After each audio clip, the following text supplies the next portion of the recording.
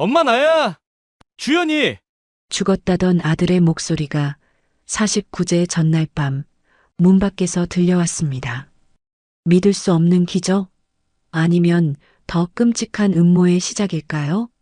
한 국밥집에서 벌어진 이야기를 지금부터 들려드리겠습니다. 강릉 중앙시장 새벽 5시 김말순의 하루는 언제나 같은 리듬으로 시작됩니다.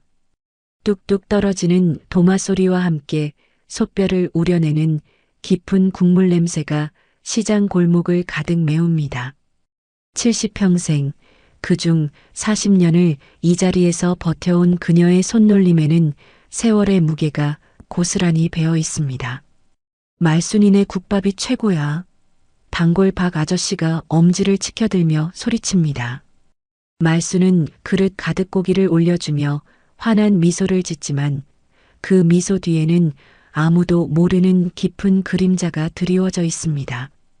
남편이 세상을 떠난 지 벌써 15년 홀로 두 아들을 키우느라 젊음을 다 바친 이 자리에서 이제는 혼자 남겨진 채 하루하루를 견디고 있는 것입니다. 어머님, 국밥 하나요. 젊은 손님이 들어오자 말수는 재빠르게 준비합니다. 하지만 그 손님의 얼굴을 보는 순간 문득 큰아들 주연이 떠오릅니다. 40이 된 주연은 이제 도시에서 제법 큰 사업을 하고 있다지만 어머니 곁을 찾는 일은 점점 줄어들고 있습니다. 특히 며느리 박선영과 결혼한 후로는 더욱 그렇습니다. 겉으로는 완벽한 효부의 모습을 보이는 선영이지만 말순의 예리한 눈은 그 가면 뒤에 숨겨진 진짜 모습을 놓치지 않았습니다. 차가운 계산이 번뜩이는 눈빛, 돈 이야기가 나올 때마다 미묘하게 변하는 표정, 그리고 시어머니를 대할 때의 과도한 친절함까지 뭔가 어색한 느낌이 계속해서 말순을 괴롭혔습니다. 주연아, 너 정말 행복하니? 며칠 전 아들이 잠깐 들렀을 때 건넨 말순의 질문에 주연은 잠시 망설이는 듯 했습니다. 그 찰나의 주저함이 말순의 가슴을 더욱 답답하게 만들었습니다. 아들이 뭔가를 숨기고 있다는 직감이 들었기 때문입니다. 평소 솔직했던 주연이 왜 이렇게 말을 흐리는 걸까요? 오후가 되어 손님들이 뜸해지자 말순은 혼자 앉아 생각에 잠겼습니다. 남편이 세상을 떠난 후 홀로 키워낸 두 아들.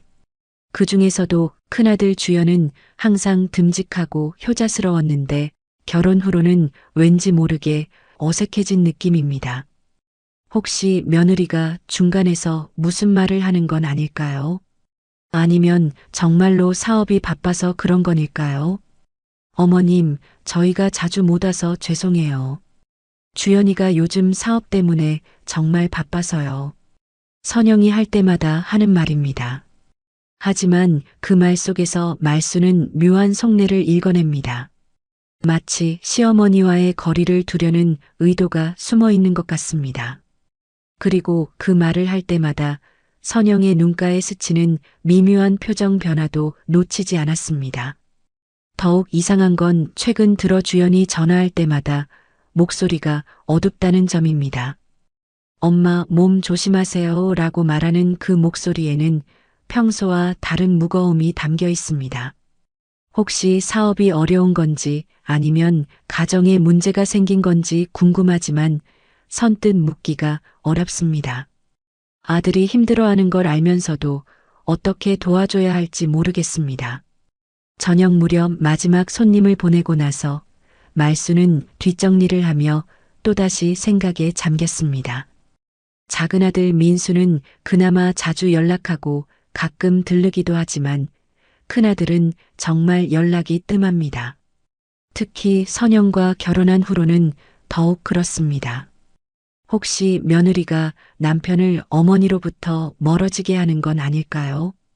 저 여자가 정말 우리 주연이를 진심으로 사랑하는 걸까? 말순의 마음속에서 자꾸만 의심이 고개를 듭니다.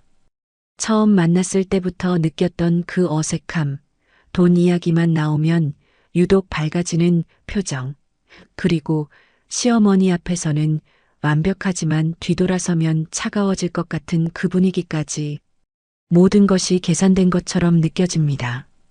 밤이 깊어가자 말수는 문을 잠그고 혼자만의 시간을 가졌습니다. 텅 빈 가게 안에 앉아 차 한 잔을 마시며 지나간 세월을 되돌아봅니다.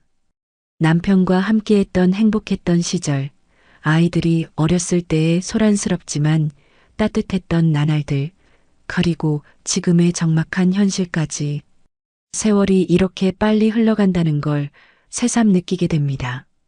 내가 너무 예민한 건가? 하지만 어머니의 직감이라는 게 그리 틀리지 않는다는 걸 평생 살아오며 깨달았습니다. 선영에 대한 이 불안한 감정이 단순한 느낌이 아닐 수도 있다는 생각이 듭니다. 그날 밤 11시 말순이 막 잠자리에 들려던 순간 전화벨이 울렸습니다. 이런 늦은 시간에 걸려오는 전화는 대부분 좋지 않은 소식이라는 걸 오랜 경험으로 알고 있던 말수는 가슴이 철렁 내려앉았습니다. 수화기를 든 순간 들려온 목소리는 차가운 경찰관의 음성이었습니다. 혹시 강주연 씨의 어머님이신가요? 그 한마디에 말순의 온몸이 얼어붙었습니다. 네, 맞습니다. 무슨 일이신가요? 떨리는 목소리로 대답하자 경찰관은 잠시 망설이더니 조심스럽게 말을 이어갔습니다. 강주연 씨가 오늘 밤 교통사고로 사망했습니다. 지금 병원으로 오실 수 있으신가요? 말순의 머릿속이 하얘졌습니다.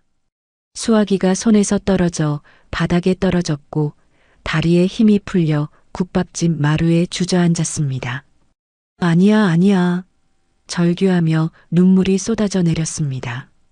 어제까지만 해도 멀쩡히 전화 통화를 했던 아들이 갑자기 세상을 떠났다는 게 믿어지지 않았습니다. 그때 주연이 했던 마지막 말이 떠올랐습니다. 엄마, 몸 조심하세요. 뭔가 이상한 일이 생기면 민수한테 연락하세요. 작은 아들 민수에게 연락했을 때도 그는 믿을 수 없다는 반응이었습니다. 형이 죽었다고요? 말도 안 돼요. 어제만 해도 형이 전화해서 이상한 소리를 하더니 민수의 말에 말수는 더욱 혼란스러워졌습니다. 하지만 현실은 냉혹했습니다. 병원 영안실에 누워있는 주연의 모습을 본 순간 말수는 정신을 잃고 쓰러졌습니다. 평생 자신을 지켜준다고 믿었던 든든한 큰아들이 차가운 시신이 되어 있었던 것입니다. 장례식장은 곧 조문객들로 붐볐습니다. 주연이 사업가로서 쌓아온 인맥들이 하나둘 찾아와 조의를 표했습니다. 정말 안타깝습니다. 그렇게 조심스러운 분이 어떻게 이런 사고를. 사업 파트너들의 말에 말수는 고개를 갸웃했습니다. 주연은 평소 운전을 정말 조심스럽게 하는 편이었는데 어떻게 이런 큰 사고가 날 수 있었을까요? 하지만 말순의 시선은 계속해서 며느리 선영에게 향했습니다. 남편을 잃은 여자치고는 너무나 침착했기 때문입니다. 물론 겉으로는 오열하는 모습을 보였지만 그 눈물 뒤에 숨겨진 진짜 감정을 말수는 놓치지 않았습니다. 특히 조문객들이 많이 몰린 첫날 선영이 화장실에서 나오면서 거울을 보며 눈가의 눈물을 닦는 모습에서 뭔가 어색함을 느꼈습니다. 정말 안타깝네요. 이렇게 좋은 사람이 갑자기. 조문객들이 위로의 말을 건넬 때마다 선영은 적절히 고개를 숙이며 감사 인사를 했습니다. 하지만 아무도 보지 않을 때 선영의 표정에는 묘한 안도감 같은 것이 스쳐 지나갔습니다. 마치 오랫동안 짊어지고 있던 무거운 짐을 내려놓은 것 같은 표정이었습니다. 말수는 이런 선영의 모습을 유심히 관찰했습니다. 더욱 이상한 건 장례식 이틀째 되는 날이었습니다. 조문객이 뜸해진 틈을 타서 선영이 구석에서 누군가와 전화 통화를 하는 모습을 목격했습니다. 네, 보험 처리는 언제 가능한가요? 필요한 서류는 이미 다 준비했어요.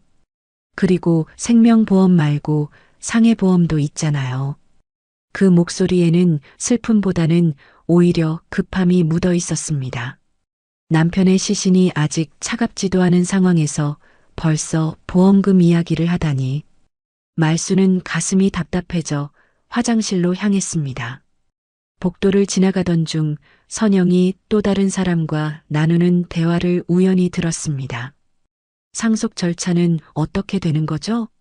부동산 명의 변경도 빨리 해야 하는 거 아닌가요? 그리고 사업체 지분은 어떻게 처리되는 건가요? 변호사로 보이는 남자와 진지하게 상의하는 선영의 모습에서 말수는 소름이 돋았습니다. 마치 이미 모든 걸 계획해놓고 있었던 것처럼 보였습니다. 어머님, 괜찮으세요? 선영이 말순을 발견하고 다가왔습니다. 그 순간 선영의 얼굴에는 다시 슬픔에 잠긴 표정이 되돌아왔습니다. 주연 오빠가 이렇게 갑자기 떠나다니 정말 믿을 수가 없어요. 어머님도 많이 힘드시죠? 하지만 그 눈빛에서는 진짜 슬픔을 찾아볼 수 없었습니다. 오히려 말순의 반응을 살피는 것 같은 느낌이었습니다. 장례식 마지막 날 친척들이 모인 자리에서 선영은 충격적인 말을 꺼냈습니다. 어머님, 주연 오빠의 몫은 이제 제가 이어가야겠죠.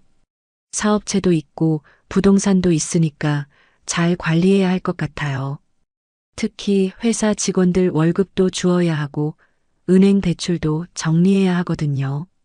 그 말에 친척들은 고개를 끄덕였지만 말순의 눈빛은 흔들렸습니다.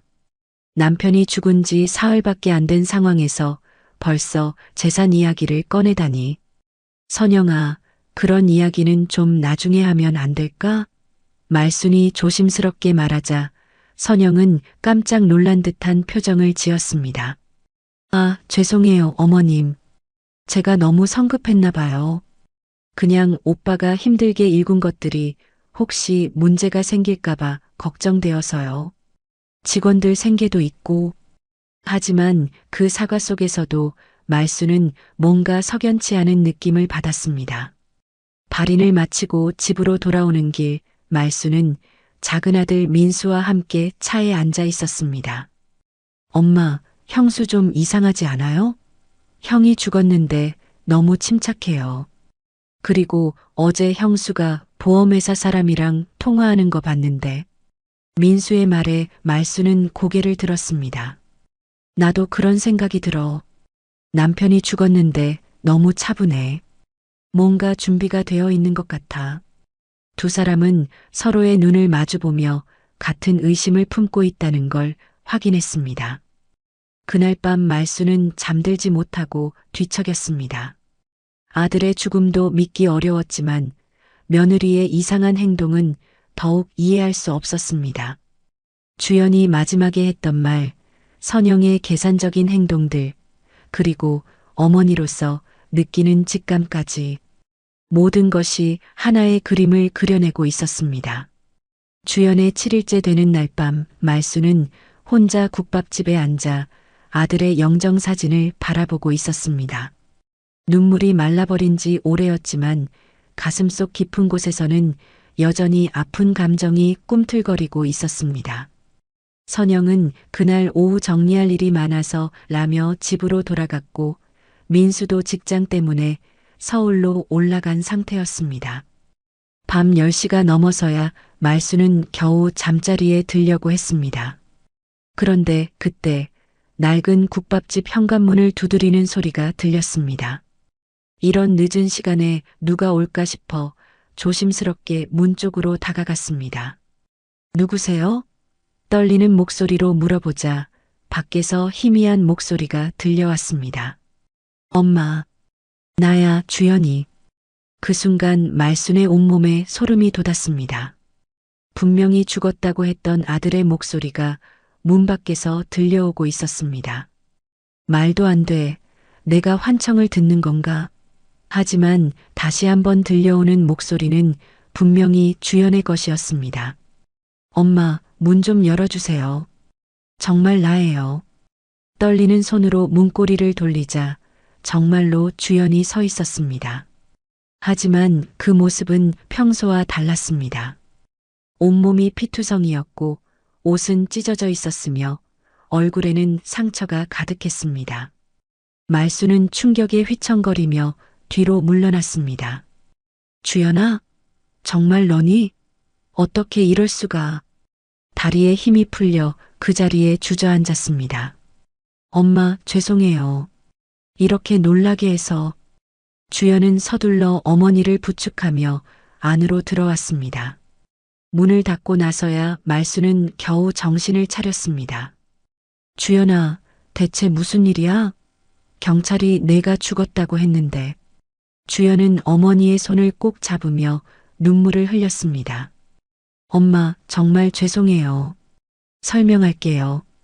주연은 떨리는 목소리로 그날 밤에 있었던 일을 털어놓기 시작했습니다. 사고가 아니었어요, 엄마. 누군가 제 차 브레이크를 조작했어요. 내리막길에서 브레이크가 전혀 작동하지 않더라고요. 차가 가드레일을 들이받기 직전에 간신히 뛰어내렸어요. 말수는 믿을 수 없다는 표정으로 아들을 바라봤습니다. 그럼 누가 그런 짓을? 선영이에요, 엄마. 주연의 말에 말순의 얼굴이 하얗게 질렸습니다. 며칠 전부터 이상한 낌새를 눈치챘어요. 제가 사업상 문제로 스트레스를 받고 있을 때 선영이 갑자기 생명보험을 추가로 들자고 하더라고요. 그것도 금액을 크게 늘려서 말이에요. 주연은 그날 밤 차 키를 건네며 미묘하게 웃던 선영의 얼굴을 떠올렸습니다. 정비소에 차를 맡길 때도 이상했어요. 평소에는 관심도 없던 선영이 갑자기 차 점검을 받으라고 하더니 자기가 아는 정비소가 있다면서 직접 예약까지 잡아줬어요. 주연은 그때의 상황을 자세히 설명했습니다. 그 정비소에서 브레이크 점검을 받고 나서 이상하다는 생각이 들었어요. 평소 브레이크가 문제 없었는데 갑자기 교체해야 한다고 하더라고요. 말수는 주연의 말을 들으며 지난 며칠간 선영의 행동들을 되돌아봤습니다. 장례식에서 보여준 과도한 침착함, 보험금과 상속에 대한 빠른 관심, 그리고 무엇보다 진짜 슬픔이 느껴지지 않던 그 표정들까지 모든 것이 하나로 연결되기 시작했습니다. 그럼 지금 선영이는 내가 죽은 줄 알고 있는 거구나. 네, 엄마. 그래서 일단 숨어 있어야 해요. 증거를 모아서 선영이의 계획을 폭로해야겠어요. 주연은 주머니에서 부서진 휴대폰을 꺼내며 말했습니다. 다행히 사고 직전에 녹음해둔 게 있어요. 선영이 정비소 사장과 통화하는 내용이에요. 하지만 휴대폰이 너무 심하게 파손되어 있어서 바로 확인하기는 어려운 상태였습니다. 말수는 아들의 상처를 보며 마음이 아팠습니다. 일단 상처부터 치료하자. 그리고 천천히 계획을 세우는 거야. 주연을 뒷방으로 데려가 상처를 닦아주며 말수는 생각에 잠겼습니다. 그런데 선영이가 왜 이런 짓을 했을까? 돈 때문인가? 아마 그럴 거예요, 엄마. 제가 최근에 사업이 좀 어려워졌거든요. 몇 달 전부터 자금 사정이 좋지 않아서 대출도 늘어나고 선영이가 그걸 알고 있었어요. 그런데 생명보험금은 10억이 넘거든요. 주연의 설명을 들으며 말수는 며느리의 진짜 모습을 깨달았습니다. 그럼 우리가 어떻게 해야 하지? 경찰에 신고해야 하는 거 아니야? 말순의 물음에 주연은 고개를 저었습니다. 아직은 안 돼요, 엄마. 증거가 부족해요. 그리고 선영이가 눈치채면 더 위험해질 수 있어요. 일단 제가 죽은 것처럼 계속 행동하면서 증거를 모아야 해요. 그날 밤 모자는 뒷방에서 앞으로의 계획을 세웠습니다. 주연은 당분간 국밥집 뒷방에 숨어 있기로 했고 말수는 평소처럼 행동하면서 선영의 움직임을 관찰하기로 했습니다. 민수에게는 언제 말할 거야? 말순의 질문에 주연은 잠시 고민했습니다. 좀 더 증거를 모은 다음에 말하는 게 좋을 것 같아요. 민수도 놀랄 거고. 새벽이 되어서야 두 사람은 잠시 휴식을 취했습니다. 말수는 아들이 살아 돌아온 것에 대한 안도감과 동시에 며느리에 대한 분노가 치밀어 올랐습니다. 내가 처음부터 느꼈던 그 불안감이 맞았구나. 평생 사람을 보는 눈이 틀린 적이 없다고 자부했던 말순이었지만 이번만큼은 자신의 직감이 맞았으면 좋겠다는 생각보다는 틀렸으면 좋겠다는 마음이 더 컸습니다. 하지만 이제 현실을 받아들여야 했습니다. 며느리가 아들을 죽이려 했다는 끔찍한 사실을 말입니다.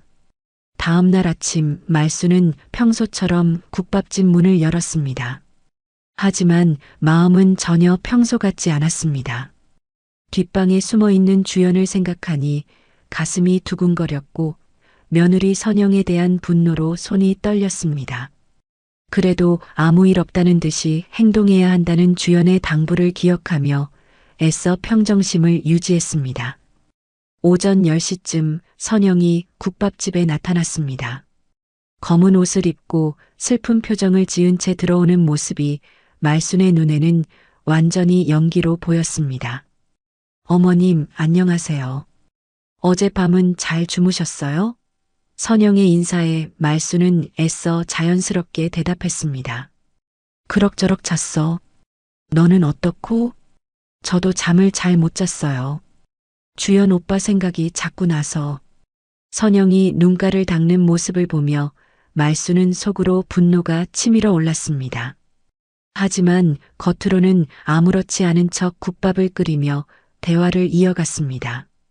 그런데 선영아, 어제 정비소에서 연락 왔던데 주연이 차 때문에. 선영의 표정이 순간 굳어졌습니다. 정비소에서요? 무슨 연락이요? 말수는 일부러 무심한 듯 말했습니다. 브레이크 상태가 이상했다나 뭐라나. 자세한 건 모르겠고. 그 순간 선영의 눈빛이 흔들리는 것을 말수는 놓치지 않았습니다. 아, 그래요? 저는 차에 대해서는 잘 몰라서. 점심시간이 되자 손님들이 하나둘 들어오기 시작했습니다. 말수는 평소처럼 국밥을 내어주며 손님들과 담소를 나눴지만 계속해서 선영의 행동을 관찰했습니다. 선영은 구석에 앉아 휴대폰으로 누군가와 통화를 하고 있었습니다. 네, 맞아요. 남편이 그 정비소에서 차를 봤거든요. 혹시 문제가 있나요? 말수는 귀를 기울여 들었습니다. 선영의 목소리에는 분명히 불안감이 묻어 있었습니다. 통화를 마친 선영은 서둘러 일어났습니다. 어머님, 급한 일이 생겨서 먼저 가볼게요.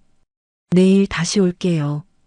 황급히 나가는 선영의 뒷모습을 보며 말수는 확신했습니다.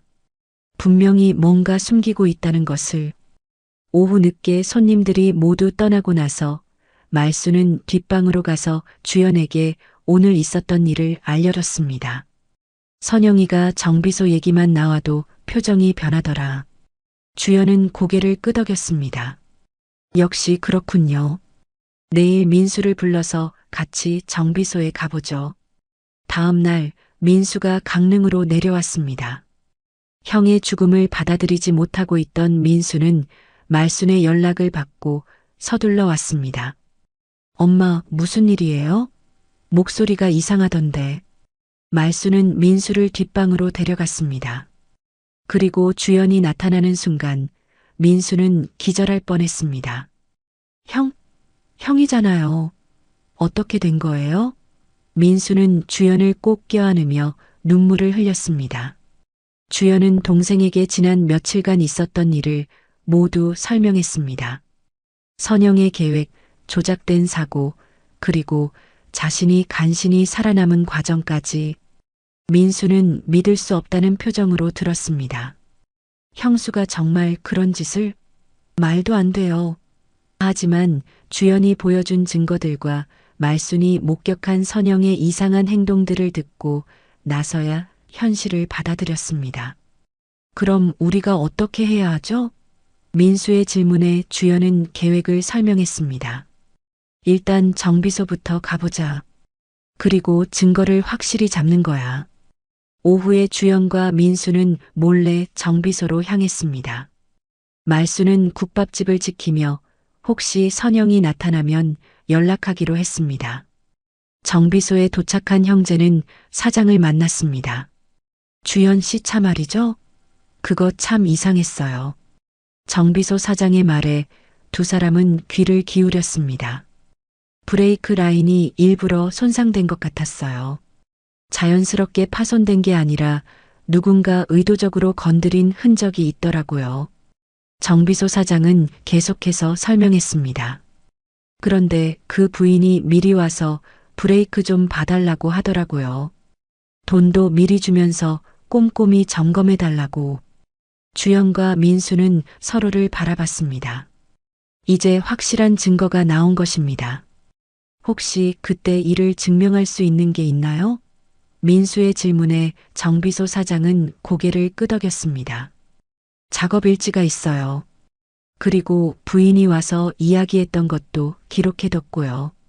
정비소를 나온 형제는 다음 목적지로 향했습니다. 보험회사였습니다.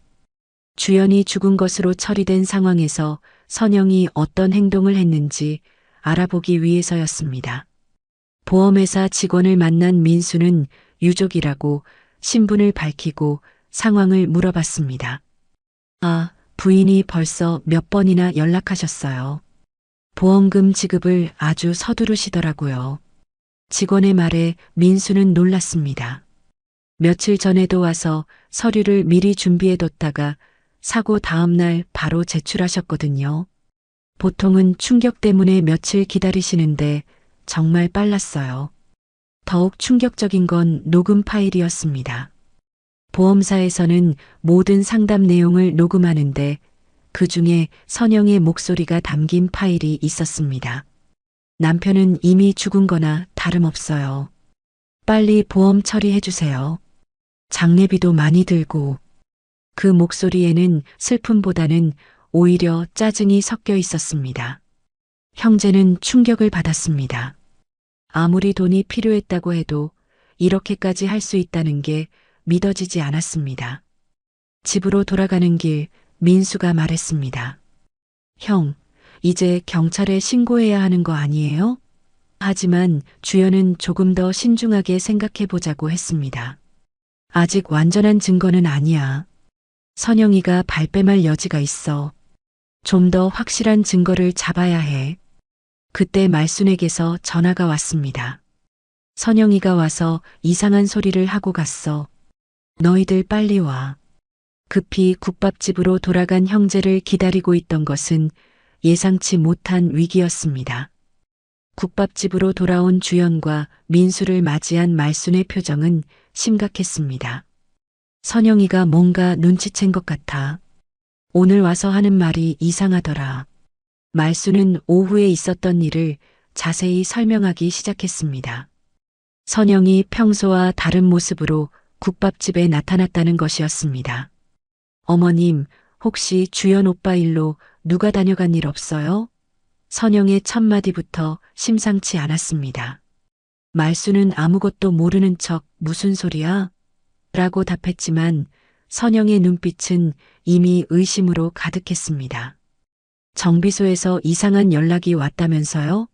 그리고 보험회사에서도 누군가 물어봤다고 하던데. 말수는 그 순간 등골이 오싹해졌습니다. 선영이 이미 모든 것을 파악하고 있다는 뜻이었습니다. 나야 뭘 알겠니? 그런 어려운 일은 모르겠어. 최대한 자연스럽게 연기했지만 선영의 예리한 시선을 피할 수는 없었습니다. 어머님, 혹시 주연 오빠가 살아있는 거 아니에요? 그 말에 말수는 깜짝 놀란 척 했습니다. 무슨 소리를 하는 거야? 우리 주연이가 죽었잖아. 하지만 선영은 쉽게 물러서지 않았습니다. 그럼 어머님이 왜 이렇게 침착하세요? 아들을 잃은 어머니치고는 너무 담담하잖아요. 선영의 말에는 확신이 담겨 있었습니다. 더욱 무서운 건 선영이 협박을 시작했다는 점이었습니다.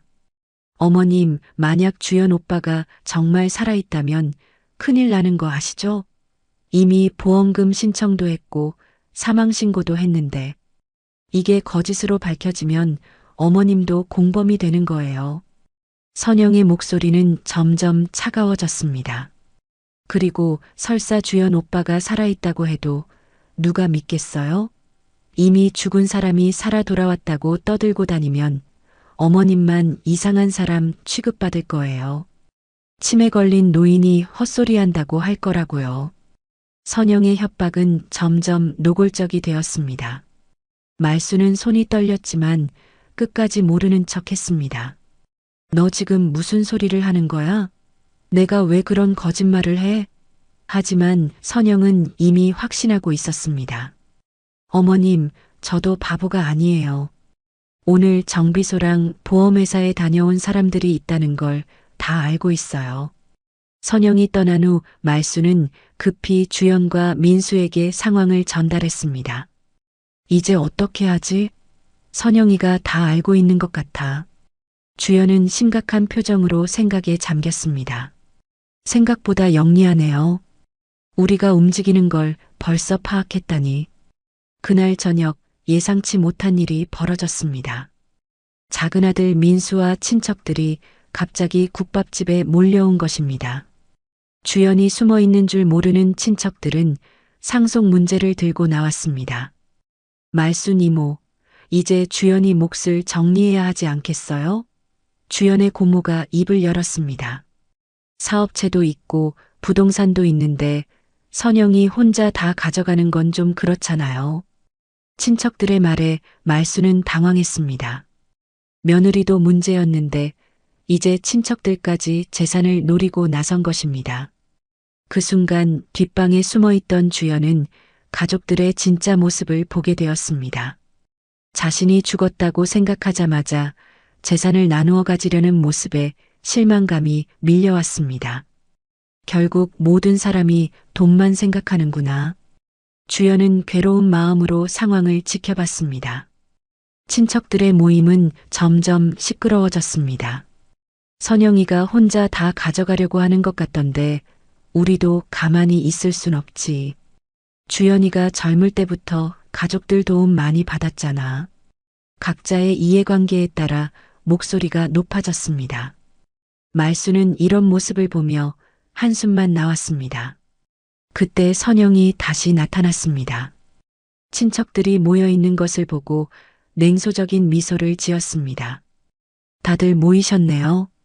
역시 주연 오빠가 죽자마자 재산 이야기가 나오는군요. 선영의 말에 친척들은 당황했지만 곧 당당하게 맞섰습니다. 당연히 정리할 건 정리해야지. 그래요. 그럼 제대로 정리해 봅시다. 선영은 가방에서 서류 뭉치를 꺼냈습니다. 주연 오빠 명의로 된 모든 재산 목록이에요. 사업체, 부동산, 그리고 빚까지 포함해서 말이에요. 친척들은 서류를 받아보며 놀란 표정을 지었습니다. 생각보다 빚이 많았던 것입니다. 빚이 이렇게 많았어? 사업이 이렇게 어려웠나? 친척들의 반응을 보며 선영은 승리한 듯한 표정을 지었습니다. 그래서 생명보험금이 필요한 거예요. 빚부터 정리하고 나면 남는 게 별로 없을 거예요. 친척들은 갑자기 조용해졌습니다. 이익이 별로 없다는 걸 깨달았기 때문입니다. 하지만 선영의 진짜 목적은 따로 있었습니다. 이 자리에서 주연이 정말 죽었다는 걸 확실히 하려는 것이었습니다. 혹시 이상한 소문 들은 분 있어요? 주연 오빠가 살아있다는 헛소리 같은 거 말이에요. 선영의 말에 친척들은 고개를 저었습니다. 무슨 소리야? 우리가 직접 장례식도 치렀잖아. 그 순간 말수는 며느리의 진짜 의도를 깨달았습니다. 친척들을 증인으로 세워서 주연의 죽음을 기정사실화하려는 것이었습니다. 그리고 혹시 주연이 나타나더라도 가족들조차 믿지 않게 만들려는 계획이었습니다. 선영의 치밀함에 말수는 등골이 오싹해졌습니다. 친척들이 떠나고 나서 말수는 뒷방으로 향했습니다. 주연은 벽에 기대어 앉아 깊은 생각에 잠겨 있었습니다. 방금 전 벌어진 일들을 모두 들었기 때문에 그의 표정은 어둡기만 했습니다. 엄마, 주연의 목소리에는 깊은 실망감이 묻어 있었습니다. 사람은 돈 앞에서 본성이 드러나는 법이야. 말순도 가족들의 변한 모습에 충격을 받았지만 지금은 더 큰 문제가 있었습니다. 선영이가 완전히 눈치챈 것 같아. 이제 어떻게 하지? 주연은 고개를 들어 어머니를 바라봤습니다. 조금 더 기다려야 할 것 같아요. 성급하게 움직이면 더 위험해질 수 있어요. 다음 날 오전 선영이 또다시 국밥집에 나타났습니다. 이번에는 혼자가 아니었습니다. 정장을 입은 남자가 함께 왔는데 변호사로 보였습니다. 어머님, 안녕하세요. 상속 절차를 정리하러 왔어요. 선영의 말에 말수는 불안감을 느꼈습니다. 이분은 변호사님이에요. 주연 오빠 재산 정리를 도와주실 거예요. 변호사는 정중하게 인사를 하며 서류를 꺼냈습니다. 상속인 확인을 위해 몇 가지 서류에 서명해 주시면 됩니다. 하지만 말수는 선뜻 서명하기가 어려웠습니다. 혹시 함정이 있는 건 아닐까 하는 생각이 들었기 때문입니다. 갑자기 왜 이런 걸 서둘러? 아직 49제도 안 지났는데. 말순의 말에 선영은 답답하다는 듯 한숨을 쉬었습니다. 어머님, 회사 운영이 계속되고 있어요.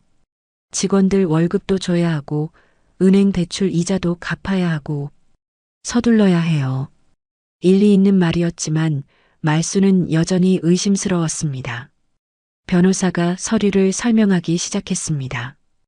부인이 모든 재산을 상속받고 어머님께서는 국밥집과 약간의 현금을 받으시는 걸로 정리했습니다.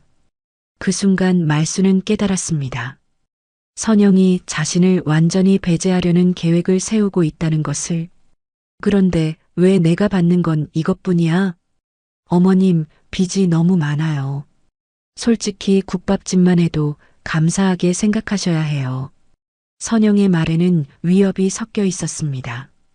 그리고 어머님 나이에 복잡한 재산 관리는 힘드실 거예요. 제가 다 처리할게요. 말수는 며느리의 계산적인 모습에 분노가 치밀어 올랐습니다. 그때 국밥집 문이 열리며 손님이 들어왔습니다. 단골 박 아저씨였습니다. 말순이 국밥 하나.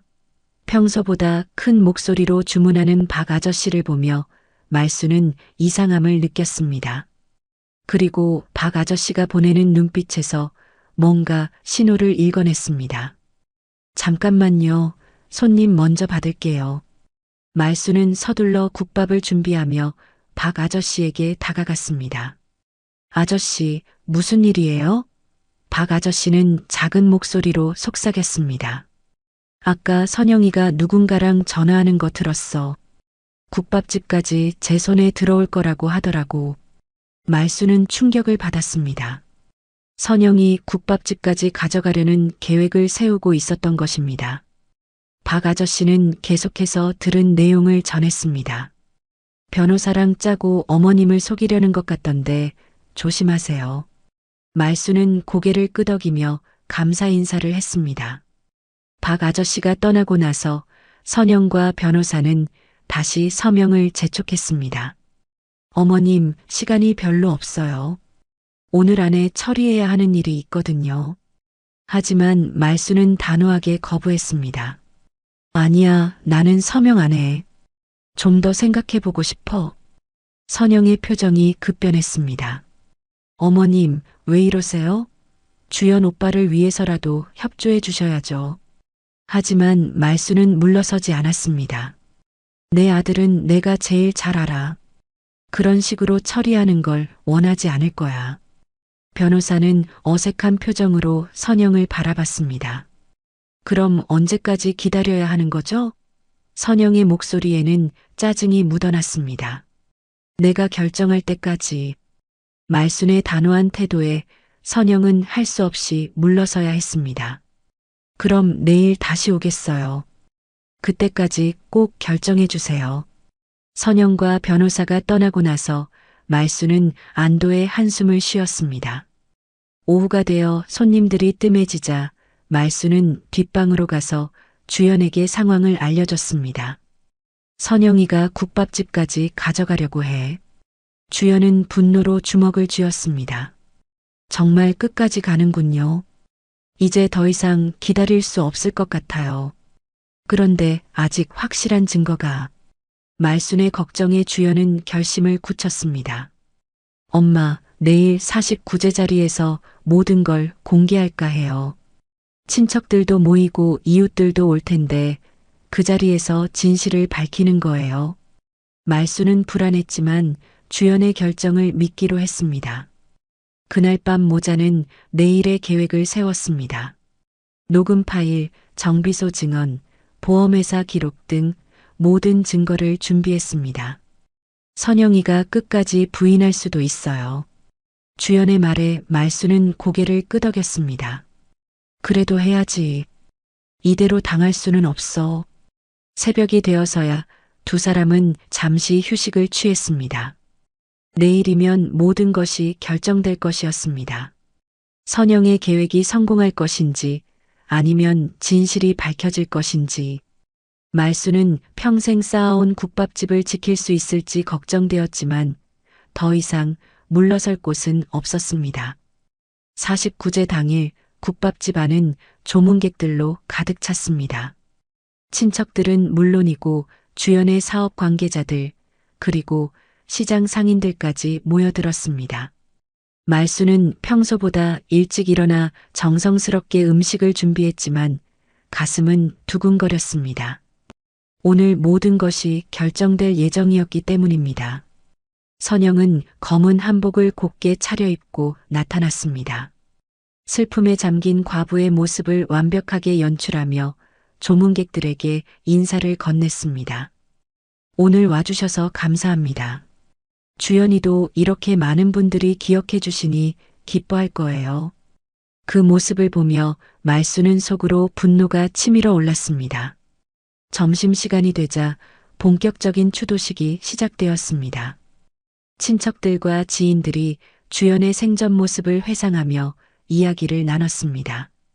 정말 좋은 사람이었는데 너무 일찍 떠났어. 사업도 잘하고 효자였는데 안타깝다.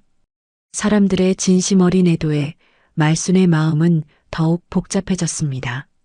선영은 이런 분위기를 이용해 자신의 계획을 실행에 옮겼습니다. 여러분, 잠깐 말씀드릴 게 있어요. 선영이 일어서자 모든 사람들의 시선이 집중되었습니다. 주연이의 뜻에 따라 재산 정리를 하려고 하는데 어머님께서 자꾸 이상한 말씀을 하세요. 사람들은 무슨 말인지 궁금해했습니다. 선영은 계속해서 말을 이어갔습니다. 어머님이 주연이가 살아있다고 하시는 거예요. 아마 충격이 너무 커서 그러시는 것 같은데. 그 말에 사람들은 말순을 걱정스럽게 바라봤습니다. 말순이가 스트레스를 많이 받으셨나 봐. 나이가 있으시니까 그럴 수도 있지. 말순은 이 순간을 기다렸습니다. 떨리는 목소리로 일어서며 말했습니다. 여러분, 제가 할 말이 있어요. 모든 시선이 말순에게 향했습니다. 우리 주연이는 정말로 살아있습니다. 그 말에 사람들은 당황했습니다. 말순이 정신 차려. 너무 힘드시니까 그런 생각이 드는 거야. 아니에요. 정말 살아있어요. 말순은 목소리를 높였습니다. 선영은 안타까운 표정을 지으며 말순에게 다가갔습니다. 어머님, 진정하세요. 주연 오빠는 우리가 직접 장례식을 치렀잖아요. 하지만 말순은 물러서지 않았습니다. 선영아, 내가 우리 주연이를 죽이려고 했지. 그 말에 사람들은 더욱 당황했습니다. 말순이가 정말 이상해졌나 봐. 며느리를 의심하다니. 선영은 눈물을 흘리며 말했습니다. 어머님, 저를 왜 이렇게 의심하세요? 저도 남편을 잃고 힘든데. 사람들은 선영을 동정하기 시작했습니다. 바로 그때 말순이 준비해둔 녹음기를 꺼냈습니다. 여러분, 이걸 들어보세요. 녹음기에서 선영의 목소리가 흘러나왔습니다. 보험금은 제 겁니다. 시댁 재산도 제 겁니다. 보험회사와의 통화 내용이었습니다. 사람들은 믿을 수 없다는 표정으로 녹음을 들었습니다. 그리고 이것도 들어보세요. 두 번째 녹음 파일에서는 남편은 이미 죽은 거나 다름없어요. 빨리 보험 처리해주세요 라는 선영의 차가운 목소리가 들려왔습니다. 이제 사람들의 표정이 변하기 시작했습니다. 이게 정말 선영이 목소리야? 설마 정말로? 선영은 당황하며 변명하기 시작했습니다. 이건 편집된 거예요. 앞뒤 상황을 모르고 듣는 거라서. 하지만 녹음 내용이 너무 명확했습니다. 더욱이 정비소 사장이 증언을 위해 나타났습니다. 저는 정비소를 운영하는 김 사장입니다. 부인이 미리 와서 브레이크를 조작해달라고 했어요. 거짓말이에요.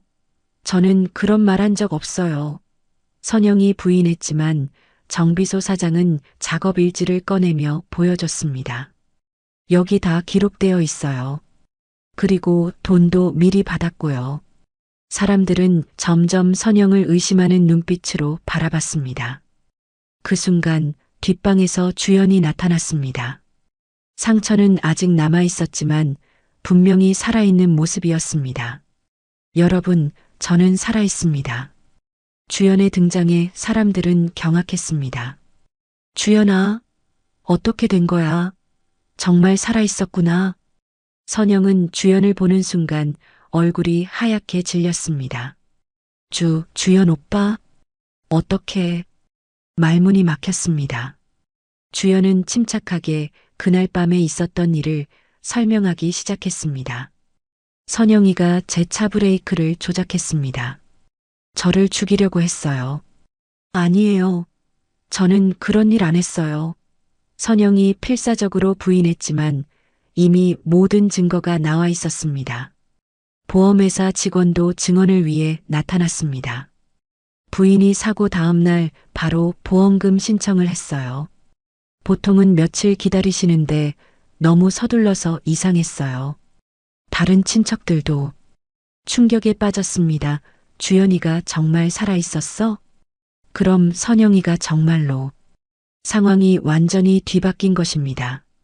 사람들은 선영을 비난하기 시작했습니다. 어떻게 남편을 죽이려고 할 수 있어?